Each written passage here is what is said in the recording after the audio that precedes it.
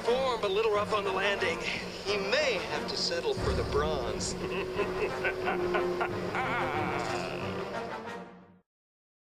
Hey, do you guys remember a couple of years ago when that guy was lighting homeless people on fire in the subway? Jesus, Hud. What? Maybe not the best topic for conversation down here. Right. I just can't stop thinking how scary it would be if a flaming homeless guy came out of the dark right now. I'm just saying. Sorry. Hello everyone, welcome to Settle for the Bronze. This is A-Red007. And this is Tyclops. And this time we come to you with a discussion for Cloverfield from 2008. Now, Tyclops, our scorekeeper, what are the film scores? Alright, so we've got a 7.1 on IMDb, a 64% on Metacritic, a 77% critic rating on Rotten Tomatoes, and interestingly enough, an actually lower user score of 68%. Okay. Which is strange. This is probably one of the higher rated movies we're going to do. Now let me but go it's ahead, still... Let me explain why we're doing this one in particular. Mm-hmm. When I talk to people, I'm like, oh, what do you think of Cloverfield? Because I discuss films with people because I'm a weirdo.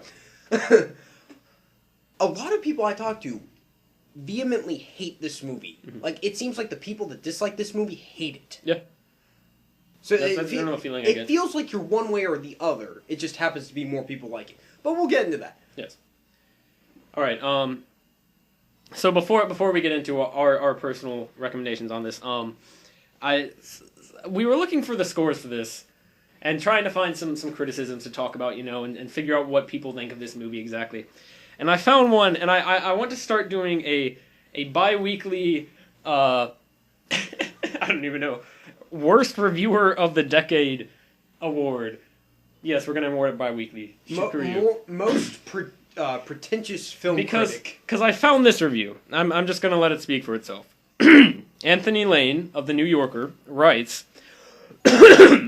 under the modern flummery, behind the faux amateurism and the handheld shudder, Cloverfield is a vastly old-fashioned piece of work, creaking with hilarious contrivance. Flummery says it all, doesn't it? Pretty much! Interestingly enough, that is a word for goofiness or something, but it is more often used as the word for a type of German pudding. I think that... it's an accurate statement. I had to bring it up. I would compare Cloverfield to German pudding. Sounds about right. It's perfect analogy. All joking aside, what are your expectations? We already watched it. What are your recommendations on the movie? I think it's going to be terrible. No, I liked it a lot.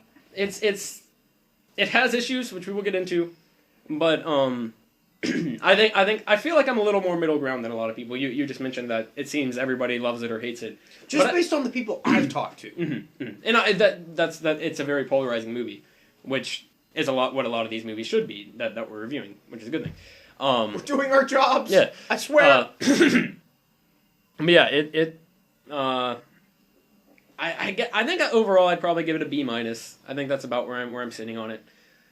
A-Rod is disagreeing with his face. You're a hack fraud.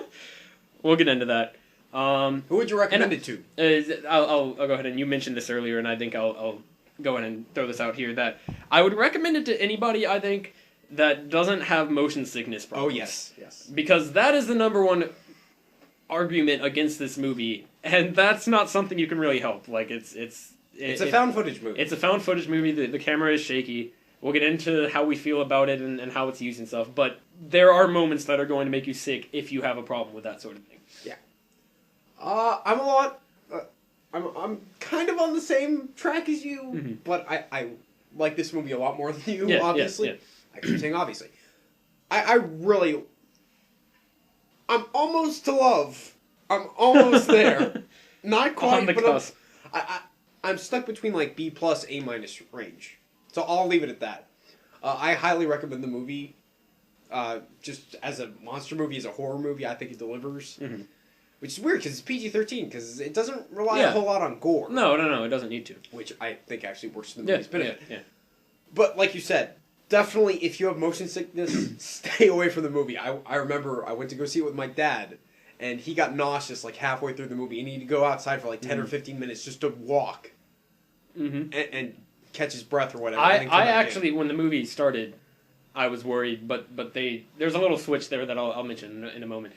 Basically, that's our review. Shall we get into the actual? Oh spoiler yeah, discussion? spoilers! Spoilers ahead. Now, what we recommend here is that you go ahead and watch the movie. If you haven't seen it before, go check it out. Obviously, we both like it. Unless you have motion sickness. One of us more than the other, yes. If you have motion sickness, stay away. And Just listen to our review. That's all you need. Basically, as good as the movie. I would say better. Yeah. And I liked it more than you did. Pretty much. But if you want to go watch it now, and then you can come back and listen to us talk about it. But whatever. Yeah. It's you. You clicked on the video. You made the choice. You do you. But full warning, Loyal spoilers. fans. All right. Yes. All right. So I just mentioned, the beginning of the movie feels it worried me a little bit because it felt like it was going to get really annoying really fast. But at one point they give because they start off with one character Jason having the camera and it's very shaky, and then he gives it off to one of his friends and says, "Hey, I want you to do the job. The reason I have this camera, or the reason he has the camera, is to document friends at his brother's going away party for something." Do they ever actually explain what it is? His brother is vice president at this company, and he's going to Japan. Yeah, it never says what the company is. Or anything Well, obviously, like the that, whole Japan thing is supposed to be Godzilla. A joke, inside joke about Godzilla, because it's a monster movie. But they're doing a going away party for him, and Jason, his brother, has been given the job of recording testimonies for like people, wishing him good luck and stuff like that. And he's like, I don't want to do it, so he hands it off to HUD. Yeah. Who is our avatar for the movie, I guess. Is once it hands off to him, he's the guy for the rest of the movie, pretty much. He holds it a lot more solidly. Like you can immediately. Except for the last 5 minutes. Oh! Spoilers. Oh! PTSD. But he hands it off to him, and he handles it much better. And it's much more solid. Where do we want to get into this with that out of the way with our problems with it? Let's go ahead and just we'll get the meat out of the way. The found footage issue. Okay. I love the execution of the found footage in this. I'm not, obviously, the reason I like the movie in some aspects, so obviously I do not suffer from motion sickness problems. I want to give this a little bit of context, because this came out in 2008. Paranormal Activity came out in 2007.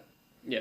So this was just at the beginning of the boom of found footage movies. So this was one of the earlier ones. Has pretty much crashed by now, right? Is that really a thing anymore? Paranormal Activity is still going, I think. Is it really? I think there's another one coming out. And Paranormal Activity is a little different, too, because it's not shaky held camera most of the time, right? Like, isn't it mostly on stands? Yeah, but it's technically found footage. Yeah.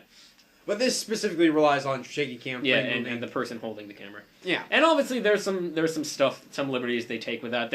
They do edit shots. You can just pretend that's him turning off the camera for a moment or closing the camera for a moment or something. And the camera obviously doesn't get broken or anything because it needs to make it all the way through the movie.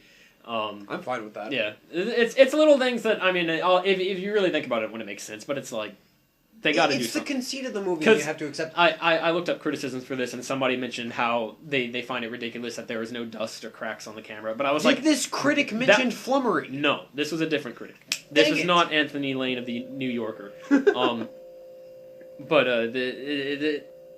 How annoying would it be if it actually started to get cracks and stuff like that? There are a couple of times, like when there's blood on the camera and HUD has to wipe it off. I mean, they do address it. At points. It's not like they're just completely saying.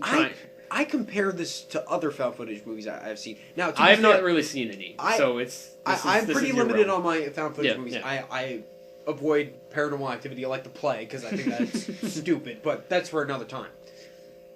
Specifically, I'm thinking about Chronicle. Now, you haven't seen Chronicle, I've not. right? All right. Well, the whole idea is that this antisocial kid starts filming everything. He's got this huge, bulky camera. Yeah. And the logic of that is immediately broken. Movie's great. It's totally great. But that part, I cannot suspend my disbelief because he's getting bullied. And really? he's that super antisocial kid that everyone hates.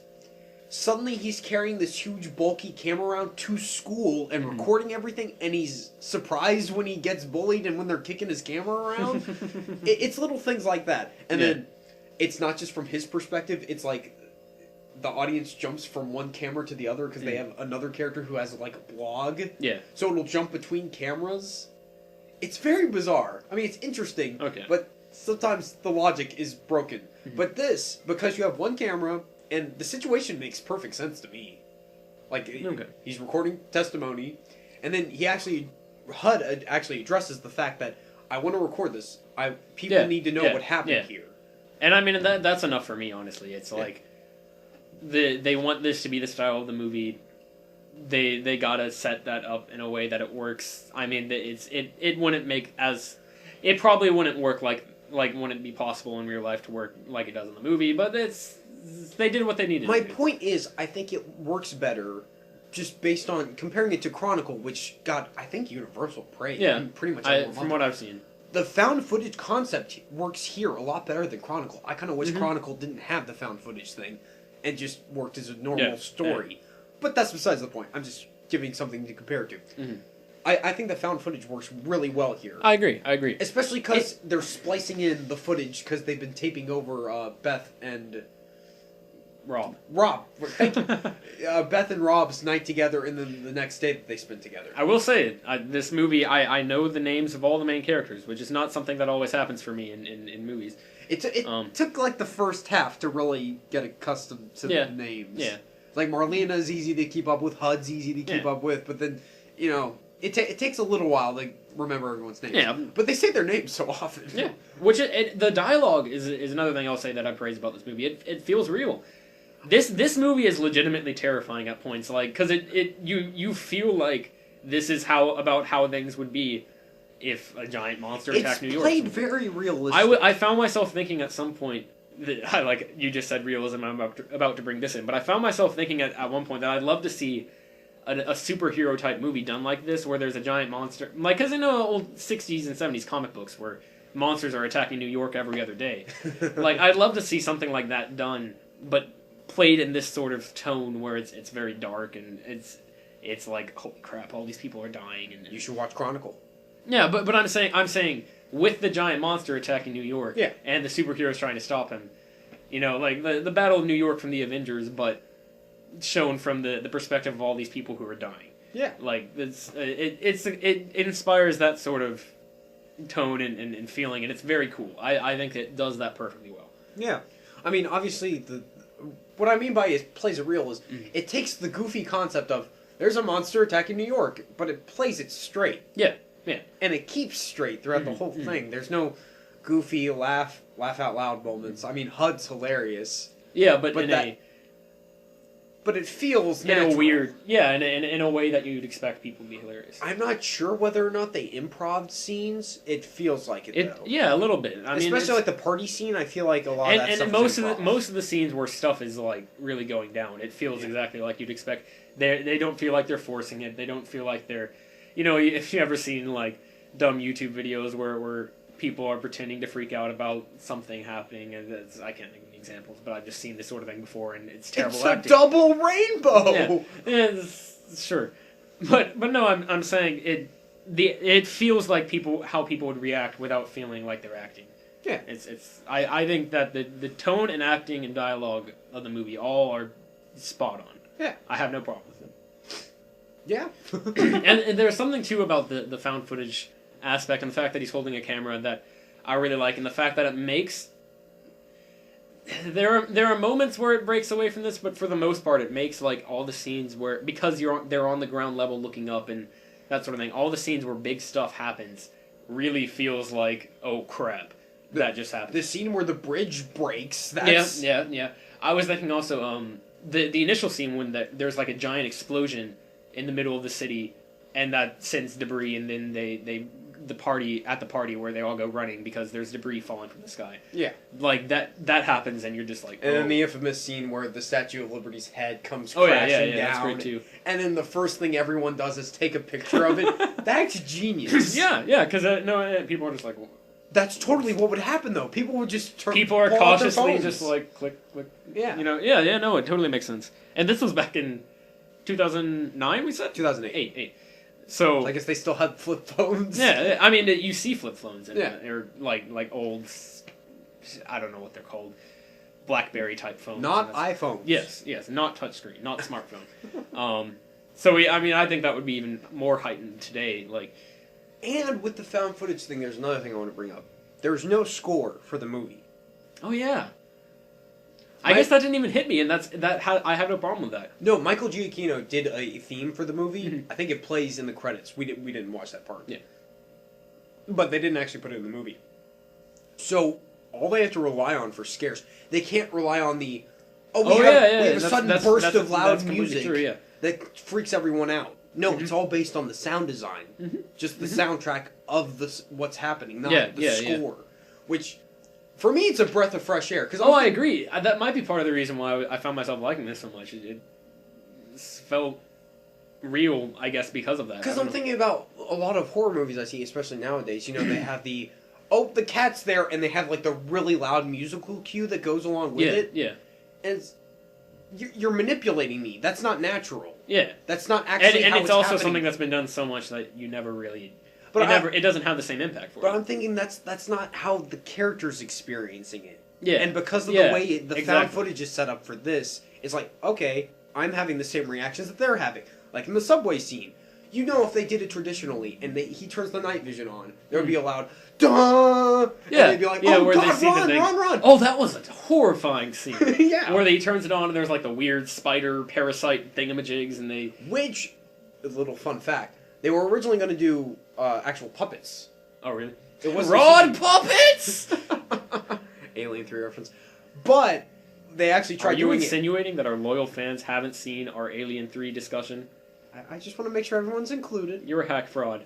don't undermine them like that. No. Anyway, sorry. My point is, they actually tried doing the scene, and it did not work at all. The puppets just came off as goofy, so they're like, Okay.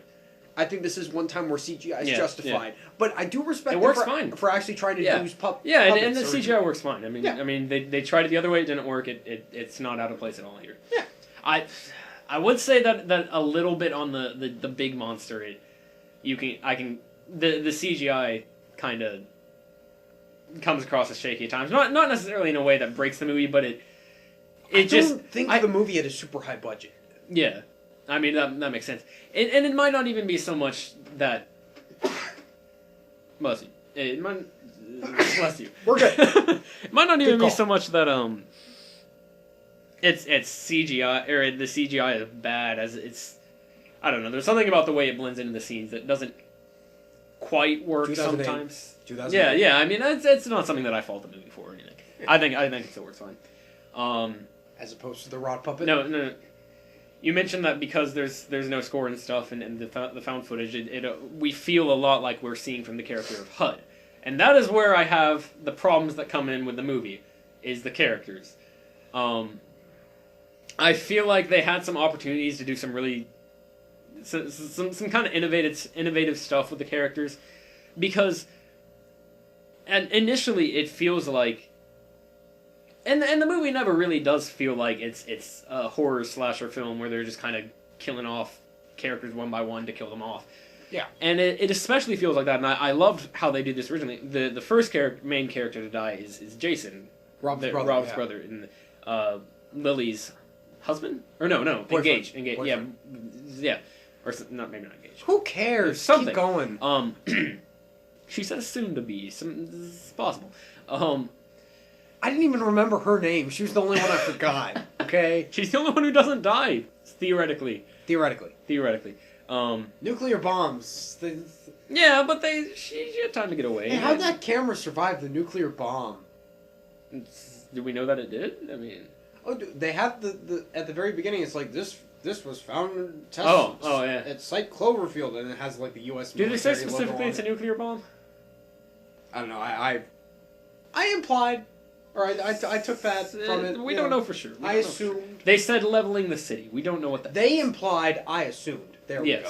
Yes, exactly. But continue. I totally anyway, went on a tangent. So you mentioned the Brooklyn Bridge scene, which is a terrifying scene because there's this crowd trying to pour out of the Brooklyn Bridge, and then the monster's tail, I think it's supposed to be its tail or something. Tail, arm, tentacle, whatever it is. Slashes down and smashes the bridge in half right as Jason is standing up on the side trying to call to...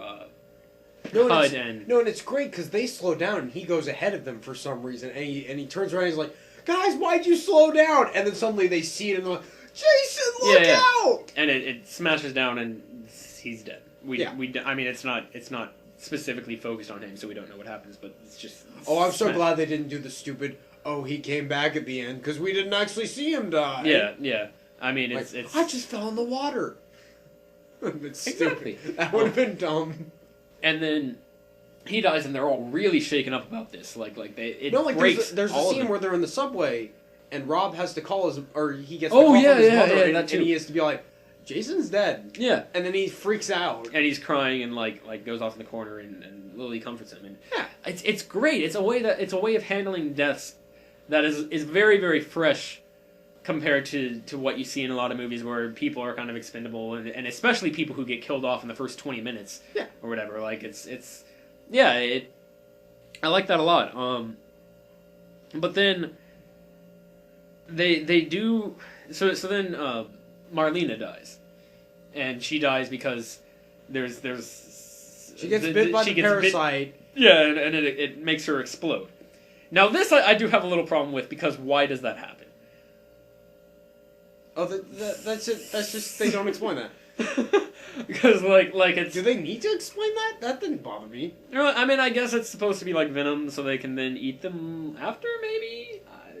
Who cares? It's just weird to me because the monster is dropping this, so you would expect it to be like dragging it back to a nest or something like that. I don't know. I just like how they kind of address it, because she's like, guys, I don't feel so good, and she's super pale, and there's blood coming out of her eyes. And I'm like, we've got to bite her, or they say something like that. And they freak out. Oh, No, there are so many really harrowing scenes in this movie where you're just like, oh god. And Hud's freaking out. He's like, "What are you And it's a doing great with scene. her?" It's a great scene too, because she explodes, but they rush her behind a curtain right before that happens, and so you see her silhouette, and it's almost like unnatural. The silhouette is almost unnatural, like the way it looks. Yeah. And then it explodes, and blood splatters on the curtain, And then she just falls. and then she falls, and that's a great scene. Tastefully done. Yes, quite. And you see, they also show somebody else who at the beginning of that hospital scene, they roll a guy who is just exploded on the stretcher. And he's got, like, no stomach. Yeah, and in there's a giant oval in his torso. I think they do that really well. But and then they show there's a really great thing where HUD like drops the camera. Not drops, but like he lets go of the camera, and I assume it's just hanging on his neck or something, or he's holding it to his side. And Lily tries to comfort him, and it's just kind of like, oh god, and they're having a moment of.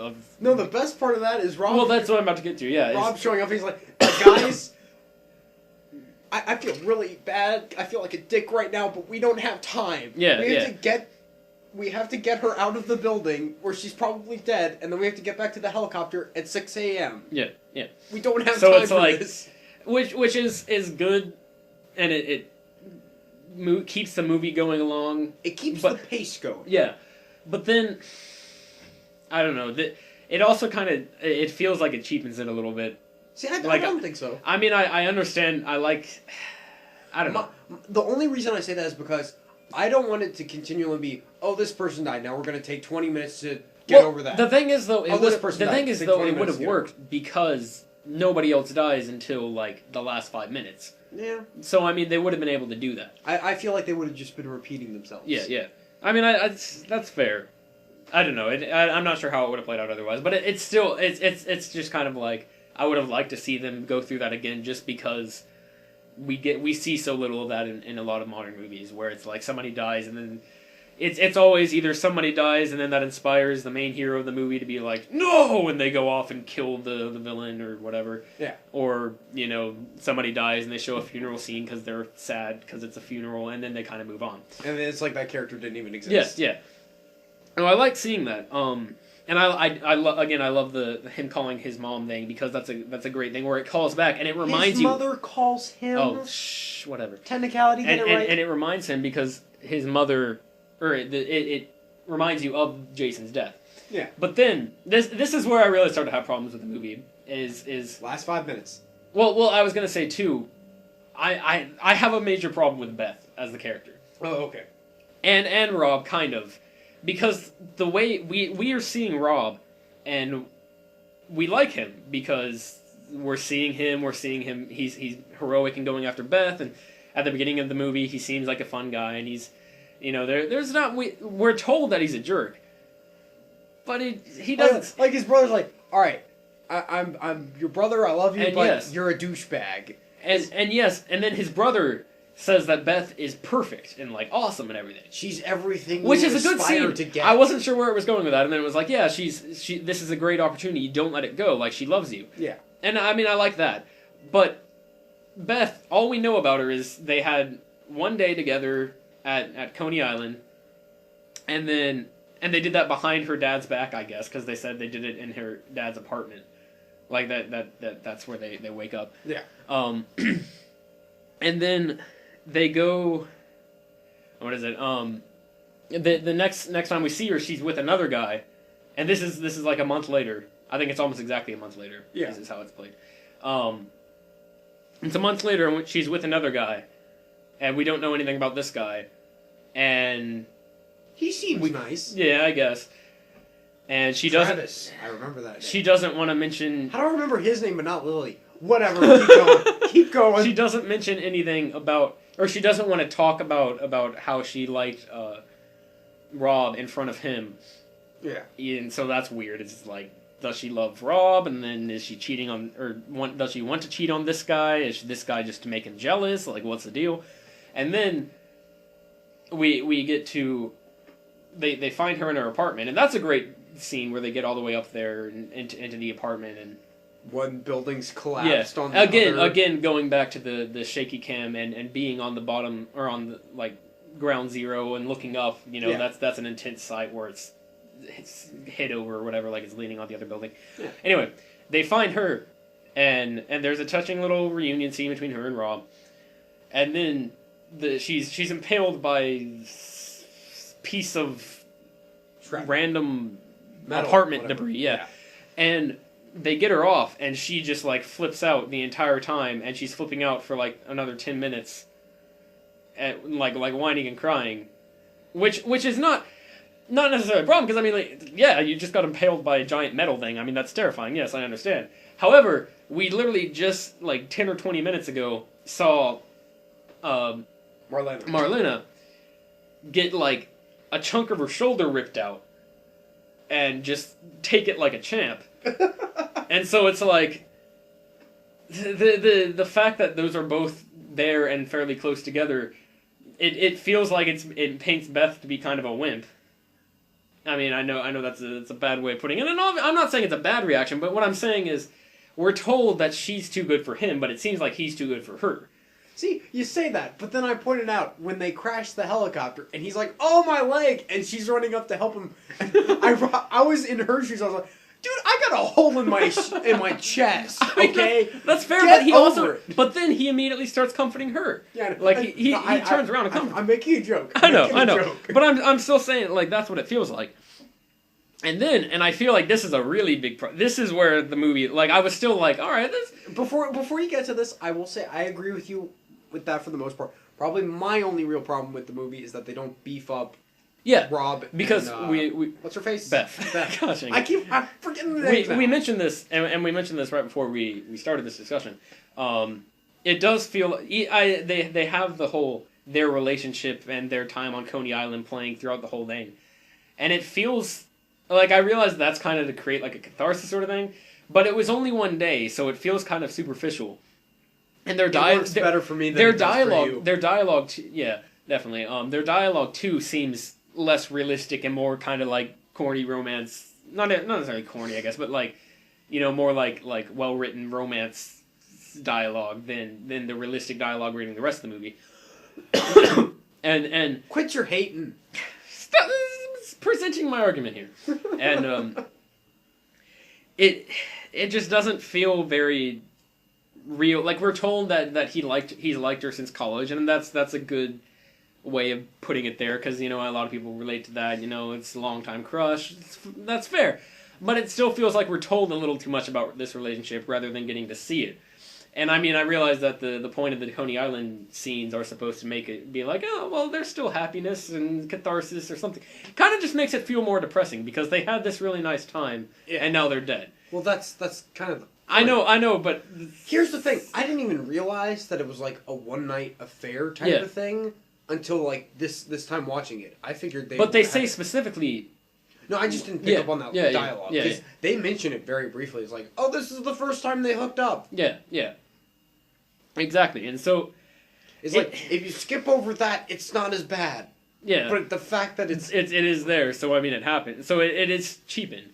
Well, and they're going with the idea of pretty much a love at first sight type of thing. Yeah, but... Which, I understand your argument that's a little cheesy, but I'm willing to go with it. But it's not love at first sight, because they've known them. They specifically say they've known them forever. I mean, specifically, like, they had one night together, so they automatically are in love. Okay. That type of logic. I guess. I don't know. It presents problems. But then my biggest problem with the movie is that they kill HUD. Not because... I mean, obviously, I liked HUD by the That they kill HUD 5 minutes early.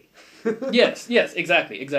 Because I don't mind that, and that would have been a great way to do All it. right, before you continue, now we usually do, we're trying to keep these episodes around 30 minutes. Around 30 minutes. Yeah. But I was not expecting us to be able to talk about this movie, so we're going to stretch it out to 40, if we can. Okay. So, continue. I'm not editing. You've interrupted me twice for this. I want to say my point. I'm giving you time! But no, what I was going to say... Not because I have a problem with killing HUD, because I mean obviously it's sad that they kill him, and he's the character you should like most by the end of it because he feels very real, and he's the character you're seeing all this through, and he's the audience's avatar. He's also commenting on like literally everything. So I mean he's kind of trying to voice the audience thoughts, and like he is the audience host. He is what you are seeing this world through, and they kill him, and.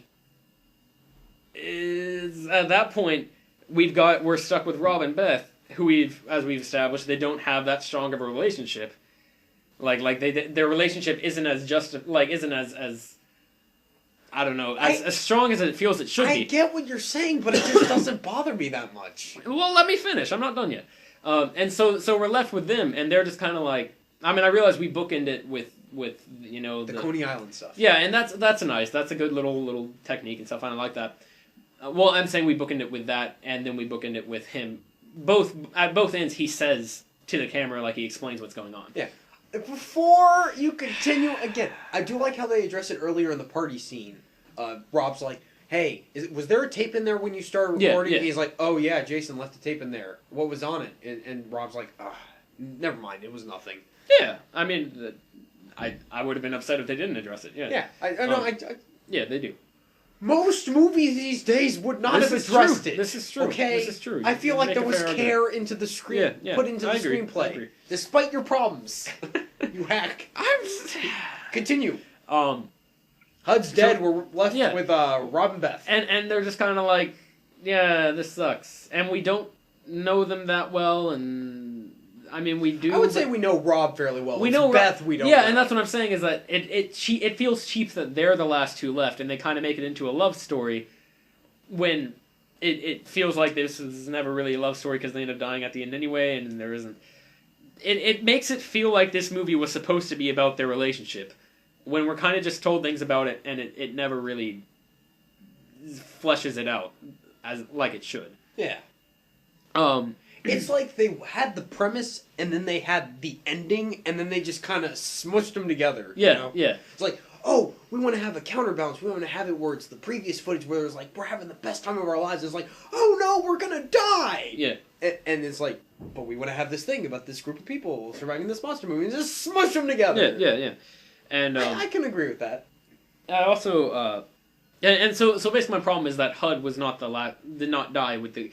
Because I get that, HUD didn't have the camera at first, so it's supposed to be about Rob and maybe Jason and Lily to an extent or whatever. But we're with HUD. But way we're with too HUD. Long. Yeah, HUD is the guy we're seeing all this through. HUD is our... Not that I'm not saying we're with him too long. That's a bad thing. No, I'm saying we're with him too long. I'm saying it should have been that early. I'm saying they should have gone to Beth's apartment and Beth should have been dead. I because disagree. For one thing, it makes more sense. There's no way she would have survived that long with that thing in the chest and this blood and this. It's also only one convenient shard, but that's besides the point. I think she should have been dead then, or should have died soon after, because then if you'd been left with Robin and HUD at the end, and they're about to die. I feel like that would have been a much more heartfelt scene, because then you feel like the audience is dying with Rob, rather than you feel like you died and then Rob and Beth are just kind of there and they die. Maybe she should have died on the helicopter I'm thinking. Yeah, that I'm would have thinking been fair. Maybe she should have bled out before the Or monster hits them, or she should have died in the crash. Or she should have been the one that gets... See, that's another problem I have with Hud's death, is that it's conveniently done so that the camera survives, even though this monster should have just eaten him. Yeah. Like, it picks him up in its mouth. And it rips him in half or something. I guess. We see a leg fly around, and Yeah. he falls to the ground, and the camera's fine, and it's just sitting there. It would have made a lot more sense if Hud had the camera, and then, like they're on the helicopter, and then... Or they're in the helicopter wreckage, and then it eats Beth, and then they run and they freak out. Like Robin and Hud run and freak out, and they're just like, oh god. Yeah. I think that would have been much better. It feels like they didn't get the emotional punch the end should have had. It kind of just feels like it falls flat, and it's like, They went halvesies on it. Exactly. They went halvesies on it. They should have either stuck with the more romantic plot or made it the ending more about Hud. Yeah. Do one or the other. Exactly. One or the other. So that is my some feelings on the movie, is that great start, great until the last 5 minutes, then they halvesied it. Then they halvesied it. I think that's about where. I feel if they had beefed up Beth and Rob's relationship a bit more. And the thing, this isn't a long movie. It's not like they could have. It's 90 minutes. Yeah, exactly. It's not like they couldn't have spent a little more time on that. Well, specifically if they had worked on Beth's character, because the fact that she brings another guy to the party... we only ever see Beth with Rob. Yeah. We never get Beth on her own talking to Hud or anything. Well, we do. Actually, we do for we get Beth with Travis. Yeah. He gets her alone for about 30 seconds, and then Rob takes her away. Yeah. So, Although it is clear in that scene that she does. Yeah, but still, we never Yeah. get much time to see what she really thinks and to feel what she really feels. Well, yeah, that's why I think they should have just taken the other boyfriend thing out, and she just shows up. Yeah, I agree. And she's just hanging out with like Lily or something, and Hud's talking to them. And she just kind of, yeah, something like that. Like she's giving the Rob. Maybe she gets emotional and she starts crying or something. Yeah. And then Rob tries to console her, and they get into an argument. Yeah, Who knows? Yeah, something like that. That would have been fine. Although Rob, like you said, has one of the best comeback lines. Oh yes, where he says, which is only because the boyfriend is there. Yes, because he says, or she says, "Good luck in Japan," yeah. and then he's like, "Good luck tonight, Travis," and she just like has this terrible look on her face and storms out. Which also bothers me. Where is Travis when things start to go down? Is he dead? Sure. They don't even address Travis. No, they don't. Not important, but they don't. Again, might as well just throw him out and figure out another way to make that drama. Like, I almost feel like they should have gone into there to her apartment or whatever, and you just see his body on the ground. Yeah, it's like, yeah. Oh my god! That would have been fine. Yeah. I guess maybe we can assume that he fell out the window. Sure, I don't know, but yeah, I agree. So pretty much between you and me, it just comes down to how much the love story bothers us. Yes. And it doesn't bother me nearly as much as you. Yes. I'm willing to go with it. You're not quite there. Mm-hmm. But overall, I enjoyed it. I'm glad this movie exists. It was a fun time. I almost said love. I'm not quite there. Not quite there. I'm like a notch below love. Okay. I really, really like the movie. Yeah. I think that a lot of the complaints against it are unfounded. Oh, and I've said this before in my Godzilla and my Pacific Rim reviews. I don't really care about the monster aspect of a monster movie. And that's the thing about this too, where the monster... I almost feel like they tried to put too much into the monster. You think so? And it was a little too overcomplicated. Like with... I mean, I get that they were going for kind of this unknown weird thing, and it wasn't supposed to be something that made sense, but like... With the weird way the mouth worked and the design of the monster itself, it felt like it could have been a little simpler to get the point across. I don't know. My point is... Yeah. What I like about these types of movies, if they do them right, is that the characters are interesting. And all the characters here are interesting. Yeah. Even Beth. Yeah, exactly. She's interesting. Like I said, I knew all their names by the end. As opposed to the newest Godzilla movie, which only has Bryan Cranston. Everyone else is a cardboard cutout. And I don't know any... I like the new Godzilla movie a lot because I actually appreciate the monsters. However, I do not know the names of, like, anybody who... I don't remember at Kick-Ass is the soldier guy. Yeah, and I feel like I remember some other actors, but I don't know the names of the characters they play. Yeah, that's... So, I mean... It's fair for... same with Pacific Rim. Loved Pacific Rim. but I don't remember anything about the characters or the names or anything. It's that's why I appreciate this so much, is that it takes the approach of how this would feel if you were in that situation. Yeah. This is probably... I'm not a huge monster movie guy, so this probably doesn't mean much coming from me, but this is my favorite monster movie. Like, big monster destroying the city type of movie. Yeah. This is my favorite. Yeah. You know, this pretty much handled it exactly the way I would want it to be handled. Yeah. Interestingly enough, I feel like throughout this discussion, my rating has moved from a B- to a B, to just a solid B. I don't know how. I didn't do anything. Yeah, I think the more I think about it, the more it's working for me. I've recovered from the ending a little bit, I suppose. Well, good. So, but yeah, I definitely recommend it. You have any final thoughts on the matter? I still don't get why people hate the movie. Yeah. Unless you hate found footage as a genre. Which is fair. Which is totally fair. Then... Or if you get nauseous while watching the movie. I mean...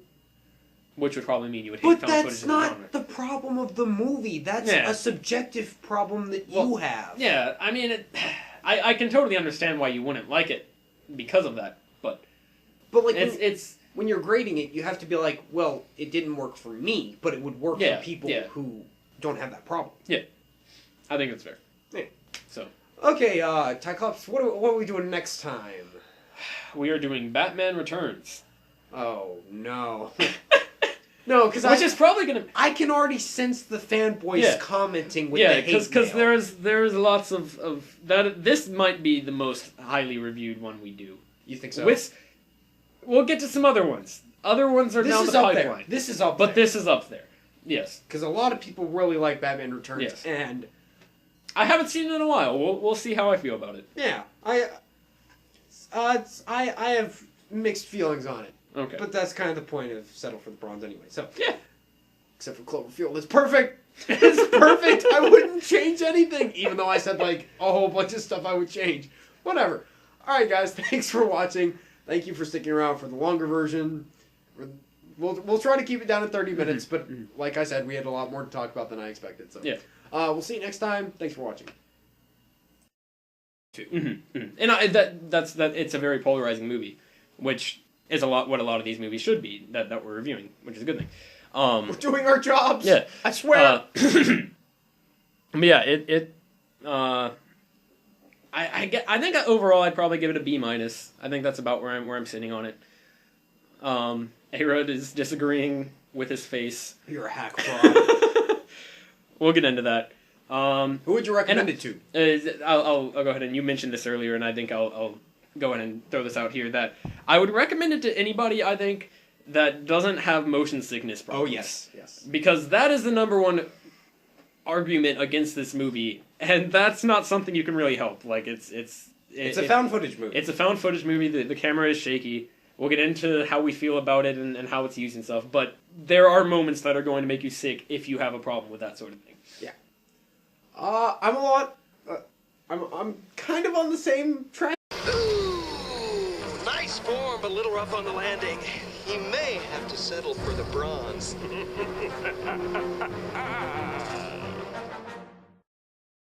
Hey, do you guys remember a couple of years ago when that guy was lighting homeless people on fire in the subway? Jesus, Todd. What? Maybe not the best topic for conversation down here. Right. I just can't stop thinking how scary it would be if a flaming homeless guy came out of the dark right now. I'm just saying. Sorry. Hello, everyone. Welcome to Settle for the Bronze. This is A-Rod 007. And this is Tyclops. And this time we come to you with a discussion for Cloverfield from 2008. Now, Tyclops, our scorekeeper, what are the film scores? Alright, so we've got a 7.1 on IMDb, a 64% on Metacritic, a 77% critic rating on Rotten Tomatoes, and interestingly enough, an actually lower user score of 68%. Okay. Which is strange. This is probably one of the higher rated movies we're going to do. Now let me but it's still... New Yorker writes, under the modern flummery, behind the faux amateurism and the handheld shudder, Cloverfield is a vastly old-fashioned piece of work, creaking with hilarious contrivance. Flummery says it all, doesn't it? Pretty much! Interestingly enough, that is a word for goofiness or something, but it is more often used as the word for a type of German pudding. I think that It's an accurate statement. I had to bring it up. I would compare Cloverfield to German pudding. Sounds about right. It's perfect analogy. All joking aside, what are your expectations? We already watched it. What are your recommendations on the movie? I think it's gonna be terrible. No, I liked it a lot. It has issues which we will get into, but I feel like I'm a little more middle ground than a lot of people. You just mentioned that it seems everybody loves it or hates it. Just based on the people I've talked. Let me explain why we're doing this one in particular. Mm-hmm. When I talk to people, I'm like, oh, what do you think of Cloverfield? Because I discuss films with people because I'm a weirdo. A lot of people I talk to vehemently hate this movie. Mm-hmm. Like, it seems like the people that dislike this movie hate it. Yeah. So that's a general feeling I get. It feels like you're one way or the other. It just happens to be more people like it. But we'll get into that. Yes. All right. So before we get into our personal recommendations on this, we were looking for the scores for this, and trying to find some criticisms to talk about, and figure out what people think of this movie exactly. And I found one, and I want to start doing a bi-weekly, I don't even know, Worst Reviewer of the Decade award. Yes, we're going to award it bi-weekly. Most pretentious film critic. Because I found this review. I'm just going to let it speak for itself. Anthony Lane of the... Because you, but I like this movie a lot more than you, obviously. Yeah. I keep saying obviously. I'm almost to love. I'm almost there. Not quite, on the but cusp. I'm stuck between like B+, A- range. So I'll leave it at that. I highly recommend the movie. Just as a monster movie, as a horror movie, I think it delivers. Mm-hmm. Which is weird because it's PG-13 because it doesn't rely a whole lot on gore. No, it doesn't need to. Which I think actually works to the movie's benefit. Yeah. But like you said, definitely if you have motion sickness, stay away from the movie. I remember I went to go see it with my dad, and he got nauseous like halfway through the movie, and he had to go outside for like 10 or 15 minutes just to walk and catch his breath or whatever. I actually, when the movie started, I was worried, but there's a little switch there that I'll mention in a moment. Basically, that's our review. Shall we get into the actual spoilers? Oh yeah, spoilers!